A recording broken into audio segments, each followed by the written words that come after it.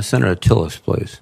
Thank you, Mr. Chairman. General Milley and General McKenzie, I ran out of time before I could thank you for some of the work that your staff did in August. We were working several cases. I was involved. I remember a conversation with one of your staff, General McKenzie, at about 3 o'clock in the morning while we were trying to shepherd someone out, and we did get them out successfully along with some American citizens. But unfortunately, we have a much longer list of people that we were not successful with getting out.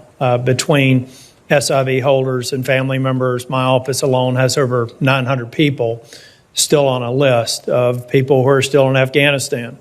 And we communicate with these people through WhatsApp. We were trying to shepherd them to HKIA and then back and forth, and ultimately operations were shut down and they were stranded and left behind.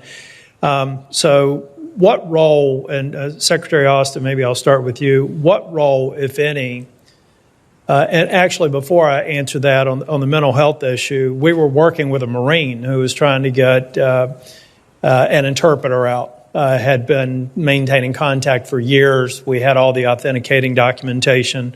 We weren't successful in that case. That Marine committed suicide about 3 weeks ago, retired Marine.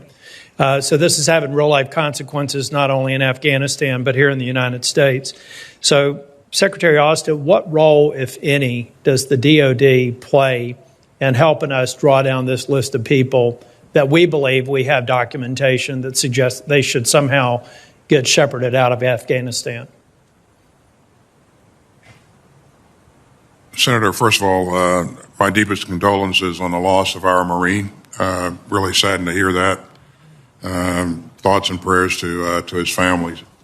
DOD continues to work as a part of the cell that you may have heard me mention earlier. That's actually run or headed up by the State Department, and Ambassador John Bass is running that. And we're trying to pull in as much information from every corner that we can and refine lists and refine contact information so that we can reach out and make sure that people have the right credentials to be able to leave the country.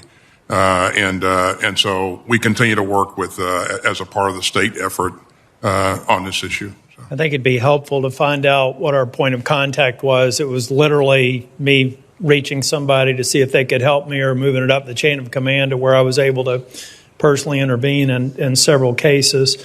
General Milley and General McKenzie, some people have said we're glad that we've ended this war. Is the war on terror over?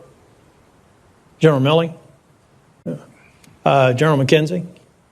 The war on terror is not over, and the war in Afghanistan is not over either. Has the exit from Afghanistan made the war more challenging for us or less challenging with respect to continuing to try and protect the homeland and U.S. interest abroad? Senator, this made it more challenging. General Milley, you agree? Yeah, absolutely. A related note, a Wall Street Journal article published on August 31st said U.S. officials acknowledged the military has lost 90% of the intelligence collection capabilities it had using drones before the drawdown. Do you agree with that? I didn't see the report. It said, say again what it said? It said we have lost 90% of our intelligence collection capabilities it had using drones before the drawdown. I'd have to go look at the actual math. I've got my J2 actually doing that right now to determine the level of ISR assets and the statistics. It is significant. I don't know if it's 90%, but it's significant. On the SIVs and folks that are stranded in Afghanistan, is it fair to say that our human intelligence network, given the current status and the fact that many were left behind, is it fair to say that that's been stressed even more so than our drone surveillance capabilities? I mean, do we have much in the way of human intelligence on the ground in Afghanistan today? We can explain that, I think, in good detail in a classified session, but there is still, yes. Do we also, back to General or Secretary Austin, I think it's so important for us to show that we're going to move heaven and earth to try and get these others out of Afghanistan, because this not only has an impact in Afghanistan, it has an impact anywhere. You know, SIVs are not unique to Afghanistan. People working with us, human intelligence on the ground, keeping our forces safe is something that's standard operating procedure in a lot of dangerous areas. So I hope that we recognize that we owe it to the people of Afghanistan, but we owe it to our men and women in uniform to get this right. Thank you. Thank you, Senator.